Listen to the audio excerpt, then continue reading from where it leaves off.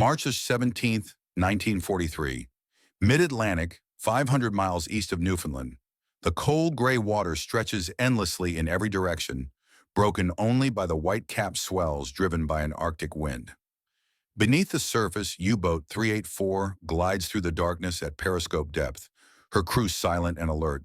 Captain Lieutenant Hans Achim von Rosenberg-Grushinski stands at the periscope, scanning the horizon for the silhouettes of Allied merchant vessels. His boat has been at sea for 23 days, hunting the convoys that feed Britain's war machine. The submarine smells of diesel fuel, unwashed bodies, and stale air recycled too many times. Every man aboard knows they are the elite, the wolves of the Atlantic, operating the most technologically advanced submarines in the world. Behind von Rosenberg, the radio operator sits at his station, headphones clamped over his ears, waiting for the next transmission from BDU, the U-boat command headquarters in Berlin. The message comes through at precisely 1400 hours, encoded in the supposedly unbreakable enigma cipher. The operator transcribes the groups of letters, feeds them into the portable enigma machine bolted to the radio room desk, and hands the decoded message to his captain. New orders. A convoy designated SC-122 has been spotted heading northeast. All boats in the area are to form a patrol line and await further instructions. Von Rosenberg acknowledges the message and instructs his radio man to send a brief confirmation back to headquarters. It takes less than 30 seconds. The transmission hisses out through the antenna wire trailing behind the submarine's conning tower. Invisible radio waves racing across the Atlantic at the speed of light. What von Rosenberg cannot see, what none of the German submariners can imagine, is that at this very moment, dozens of listening stations stretching from Iceland to Newfoundland to Britain are recording the direction of his signal. Mathematical calculations are being made, lines drawn on maps, coordinates plotted. Within minutes, Allied intelligence knows the approximate location of U-384 to within 20 miles. The message itself, encrypted with such confidence, will be decoded at Bletchley Park before nightfall. And 3 days from now, when von Rosenberg moves to attack the convoy he believes he is stalking, he will instead find himself ambushed by destroyers that seem to know exactly where he would be. His submarine will be sent to the bottom with all hands lost. The invisible betrayal has already begun, and the German Navy has no idea that their most trusted technology has become their deadliest enemy. To understand how this catastrophe unfolded, we must go back to the beginning of the war, when the German U-boat force seemed unstoppable and the technology they relied upon appeared to be their greatest advantage. In September 1939, when Hitler's forces invaded Poland and Britain declared war on Germany, the Kriegsmarine possessed only 57 operational U-boats. It was a small force, far smaller than what Admiral Karl Dönitz believed necessary to wage effective war against Britain's maritime lifeline. Dönitz, who had commanded U-boats in the First World War and had spent the interwar years developing submarine tactics, calculated that Germany would need at least 300 boats to bring Britain to its knees through commerce raiding. He never received those numbers at the war's beginning, but what he did have was a revolutionary command structure, aggressive tactical doctrine, and absolute faith in his ability to coordinate submarine operations across the entire Atlantic Ocean. This faith rested on one essential technology: radio communication secured by the Enigma encryption machine. The Enigma device had been invented in the 1920s as a commercial cipher machine, but the German military had adopted and modified it extensively, adding rotors, plug boards, and daily key settings that created trillions of possible combinations.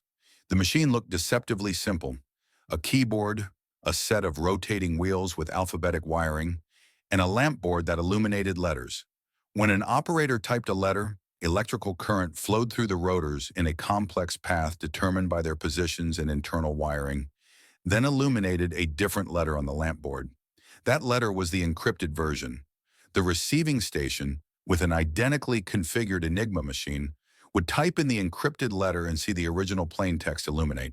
The Germans considered this system mathematically unbreakable. Even if the enemy captured an Enigma machine, without knowing the daily rotor positions, ring settings, and plugboard connections, decryption would require testing astronomical numbers of combinations, a task that would take years for any team of human calculators. The confidence was not entirely misplaced. Enigma was sophisticated, and its security, when properly used, was formidable.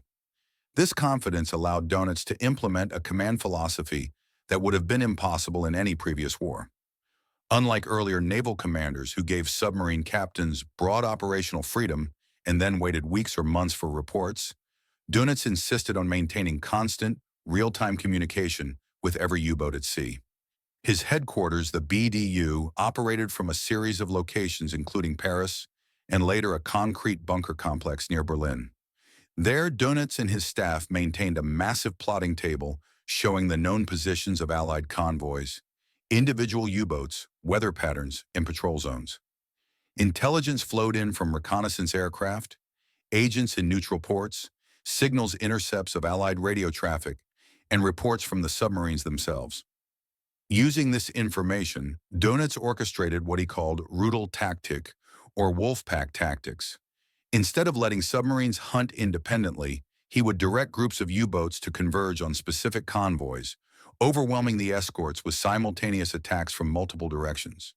It was a brilliant tactical innovation, but it required something unprecedented in submarine warfare. Submarines that could be found, directed, and coordinated by radio at all times. This meant U-boats had to break radio silence constantly.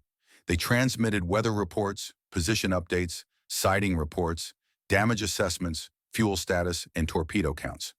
They received orders directing them to new patrol positions, information about convoy routes, instructions for group attacks, and updates on Allied countermeasures.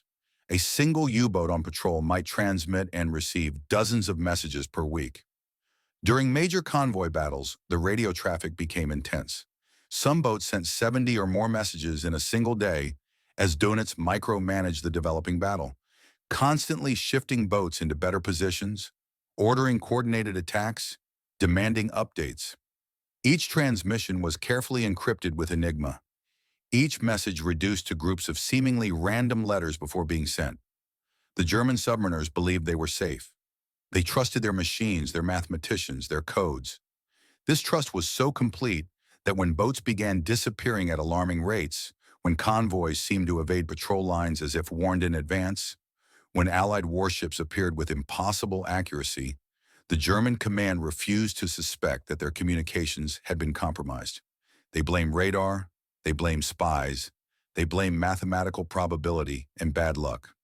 But they never seriously considered that every radio wave they sent was betraying them in two distinct and devastating ways. The first betrayal was immediate and required no code breaking at all. It was a matter of physics and geometry. When a U-boat transmitted on high-frequency radio, the signal radiated outward in all directions. These radio waves could travel hundreds of miles, bouncing off the ionosphere to extend their range even further. Any listening station equipped with a directional antenna could determine the bearing from which a signal originated. This principle had been understood since the early days of radio, but the British had developed it into a precision weapon. They called their system high-frequency direction finding, quickly shortened to the nickname huff-duff, and by 1941 they had deployed it across a network of stations that covered the entire North Atlantic. Shore-based stations operated from Britain, Iceland, Greenland, Canada, and the Caribbean. Later, compact huff-duff equipment was installed on escort vessels, allowing them to detect U-boat transmissions at sea. The technology was conceptually straightforward, but required careful calibration and skilled operators. A huff-duff station used a rotating antenna or an array of fixed antennas to determine the precise compass bearing of an incoming radio signal. When the operator detected a U-boat transmission, he would record the bearing, the frequency, the time, and the duration. This information was immediately transmitted to the submarine tracking room at the Admiralty in London. The true power of huff-duff emerged when multiple stations detected the same transmission. If a U-boat signal was picked up by stations in Britain and Iceland simultaneously, analysts could draw two bearing lines on a map. Where those lines intersected marked the submarine's position. Add a third station, and the fix became even more accurate, creating a small triangle within which the U-boat had to be located. The mathematics were elementary, but the results were devastating. Within minutes of a U-boat breaking radio silence, the Allies could plot its position to within a few dozen miles, sometimes closer. They could track the submarine's movement as it sent additional messages. They could predict where it would be hours or days later. And they could route convoys away from known U-boat positions or dispatch hunter-killer groups to those exact coordinates. The Germans eventually suspected that the Allies possessed some form of direction-finding capability, but they dramatically underestimated its accuracy and coverage. German radio operators were instructed to keep transmissions brief to minimize detection time, but the discipline was inconsistent, and even short transmissions were often sufficient for huff-duff stations to obtain a fix. More fundamentally, the German command structure made it impossible to reduce radio traffic significantly. Dönitz needed to know where his submarines were, and he needed to direct them, and both requirements demanded constant communication. The tactical advantages of centralized Wolfpack coordination came with a hidden cost. Every order sent, every report received, painted a clearer picture for Allied intelligence. But huff-duff was only half the story. The second betrayal cut even deeper because it revealed not just where U-boats were, but what they intended to do, what they knew, and how they planned to attack. This was the work of the code breakers at Bletchley Park, a Victorian mansion in the English countryside that had been converted into Britain's most secret intelligence facility. There, in wooden huts scattered across the grounds, some of the most brilliant mathematical minds in Britain worked to crack German military ciphers.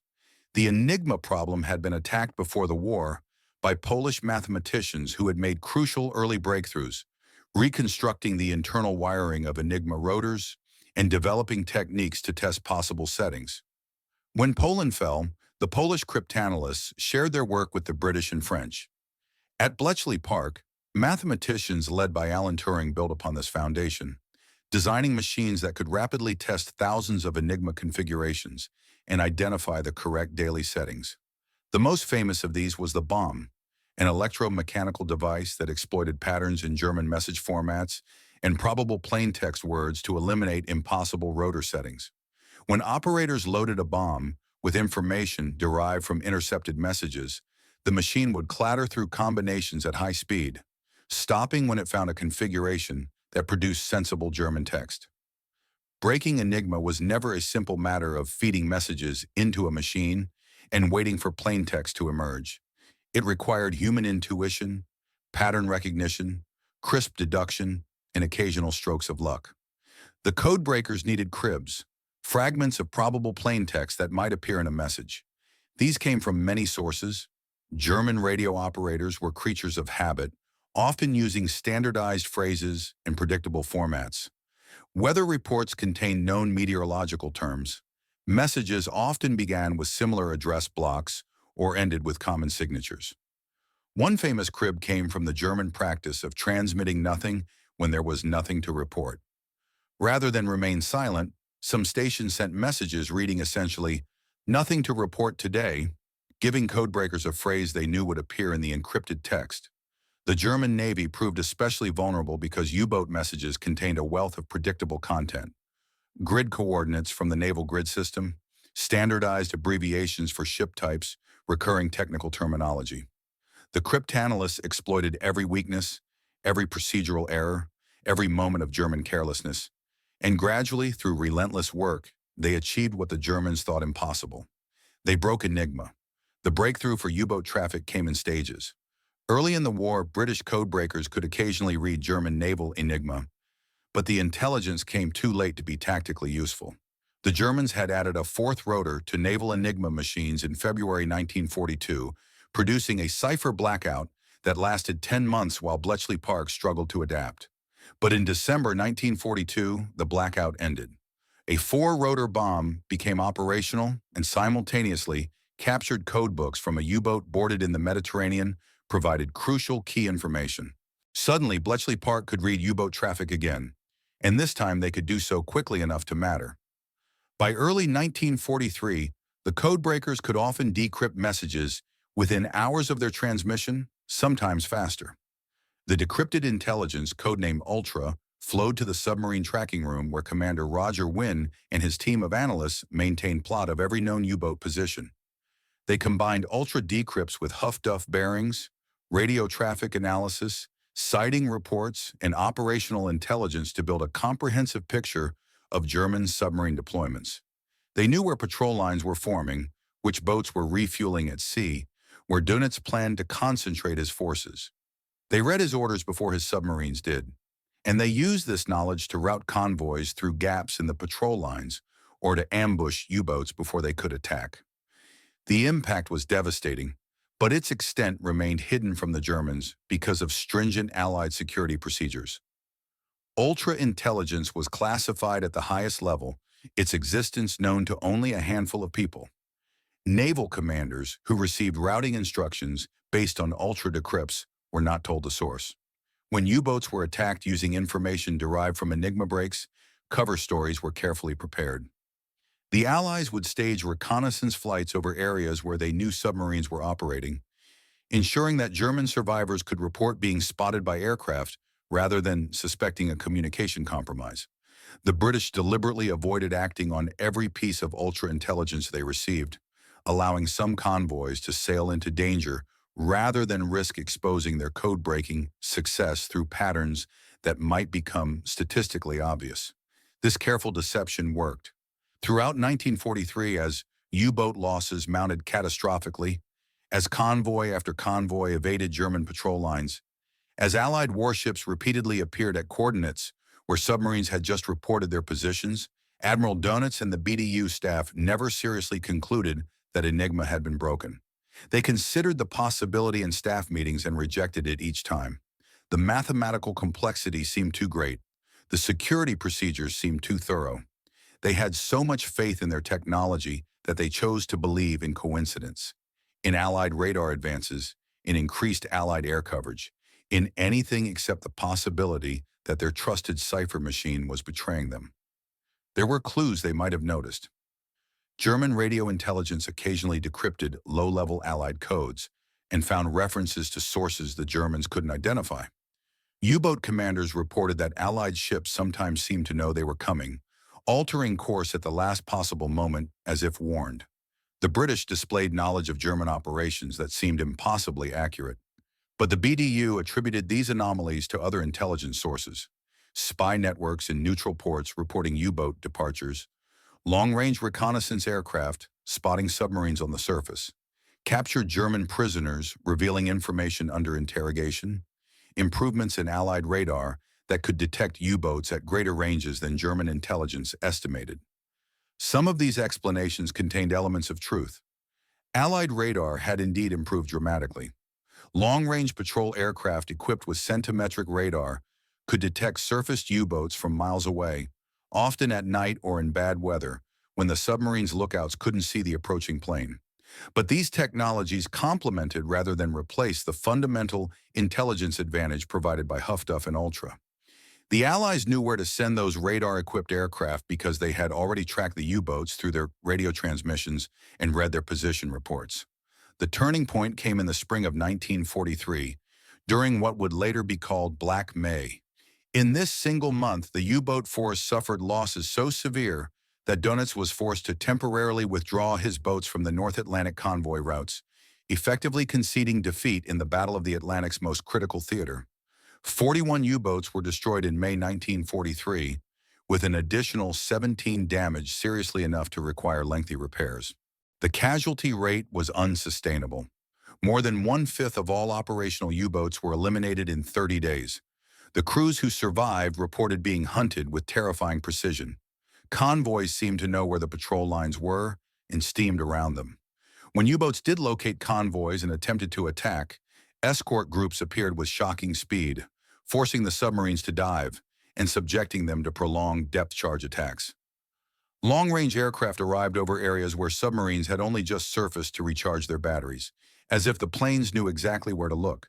The ocean, once a vast hiding place, had become a killing ground. Among the boats lost in Black May was U-954, sunk on May 19th by depth charges from a British frigate. The submarine had transmitted a weather report 90 minutes before the attack.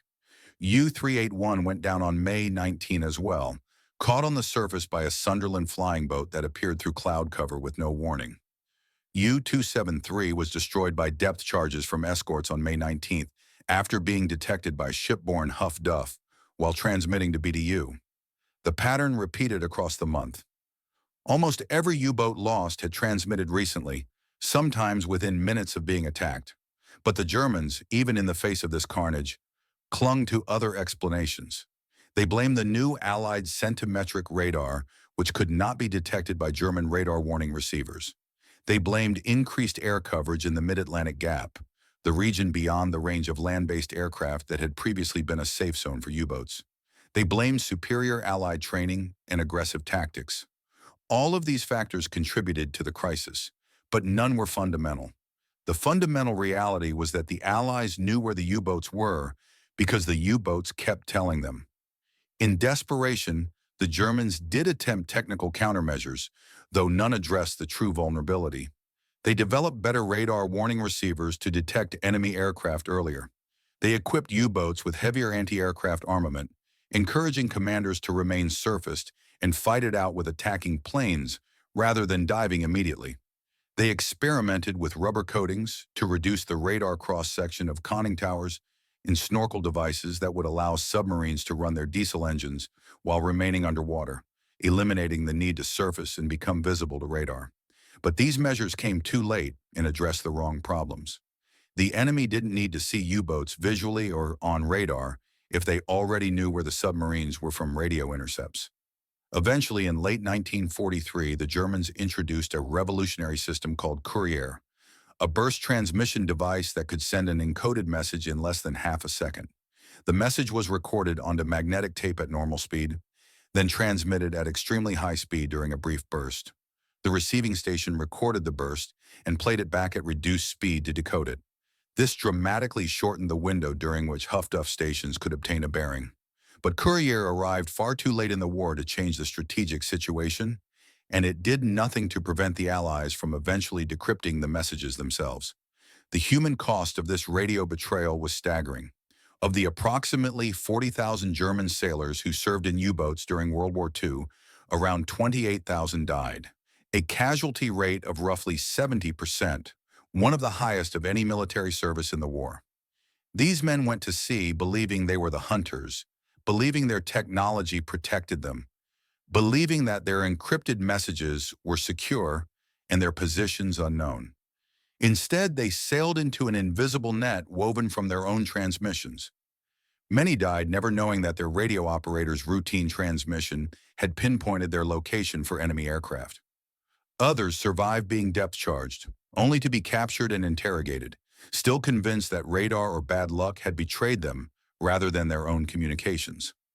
The psychological impact on the survivors was profound. U-boat veterans who learned after the war that Enigma had been broken described feeling betrayed not by any individual, but by the system itself, by the admirals and cryptographers and engineers who had assured them that their codes were unbreakable. Admiral Dönitz himself learned the full truth only after Germany's surrender.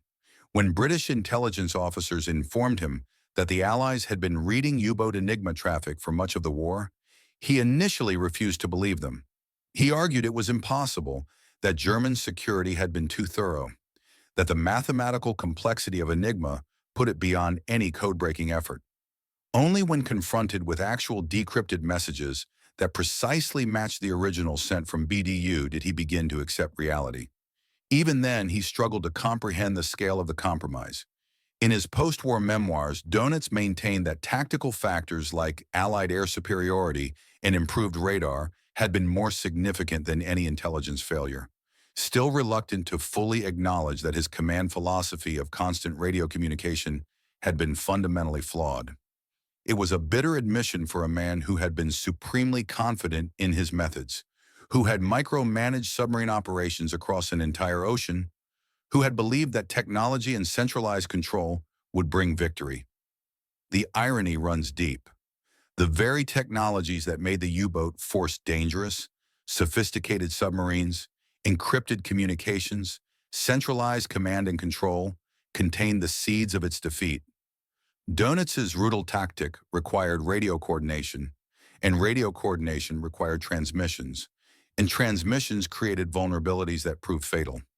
Had German submarines operated independently with minimal radio contact, accepting looser coordination and less efficient tactics, they would have been far harder to track and target. But that approach would have required abandoning the wolf pack concept, abandoning real-time intelligence sharing, abandoning the command structure that Dönitz believed was essential for success. The German Navy made a calculated bet that the advantages of coordination outweighed the risks of radio traffic, that enigma encryption made those risks acceptable. They were catastrophically wrong. The Allied achievement in exploiting German U-boat communications remains one of the most consequential intelligence successes in military history. The combination of huff-duff and ultra provided layered, complementary intelligence that was greater than the sum of its parts. Direction finding gave immediate tactical warning, allowing convoys to evade patrol lines and hunter groups to close in on U-boats within hours. Code breaking provided strategic context, revealing German intentions, operational plans, and capabilities. Together, they transformed the Battle of the Atlantic from a desperately close struggle that Britain was in danger of losing into a grinding attrition that systematically destroyed the U-boat force. The intelligence advantage did not make victory inevitable or easy.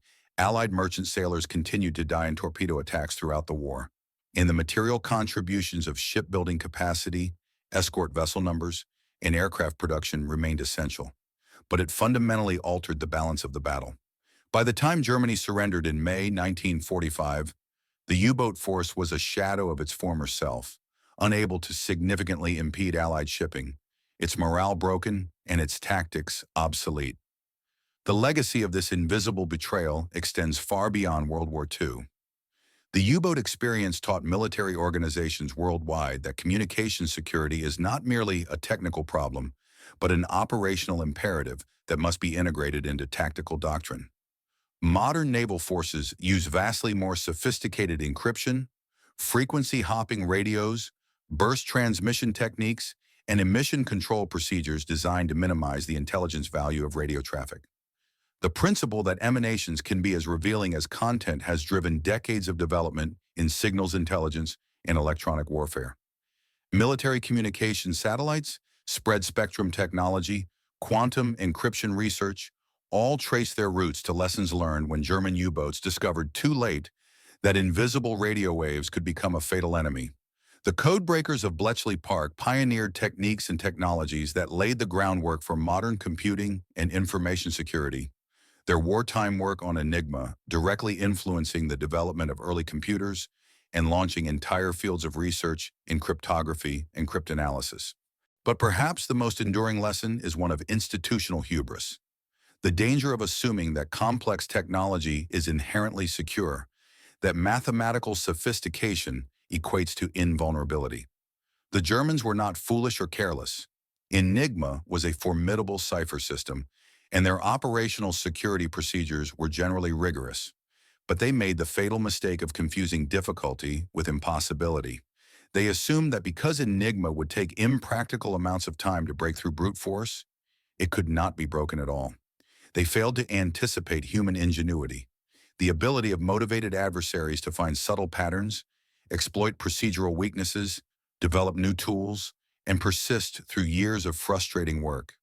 They underestimated their enemies, and that underestimation cost them the Battle of the Atlantic and ultimately contributed to their defeat in the war. Today, when we speak of secure communications, when militaries and governments and corporations deploy encryption technologies, the ghost of the U-boat experience lingers as a warning. No system is unbreakable if an adversary is sufficiently determined and clever. No amount of mathematical complexity can protect against human error, procedural flaws, or advances in cryptanalysis. Security requires constant vigilance, regular reassessment, and the intellectual humility to consider that what seems impossible to break today might become vulnerable tomorrow. The German submariners who went to sea trusting their Enigma machines, who transmitted weather reports and position updates and attack plans while believing themselves protected by unbreakable codes, learned this truth too late. Their voices, encrypted and sent across the Atlantic in bursts of radio energy, became weapons in enemy hands. The ocean claimed them, and history records their fate as a testament to the power of intelligence, the vulnerability of overconfidence, and the bitter reality that sometimes the most dangerous enemy is the technology you trust most. The radio waves that carried their messages still echo in a sense, preserved now in archives and historical records. eternal evidence of how invisible transmissions can betray even the bravest men, and how the silent war of codes and ciphers can determine the outcome of battles fought with torpedoes and depth charges. In the end, the U-boats were not defeated by superior force alone, but by their own voices, speaking in codes they believed were safe, creating ripples in the electromagnetic spectrum that pointed unerringly to their positions and revealed their secrets to enemies who learned to listen.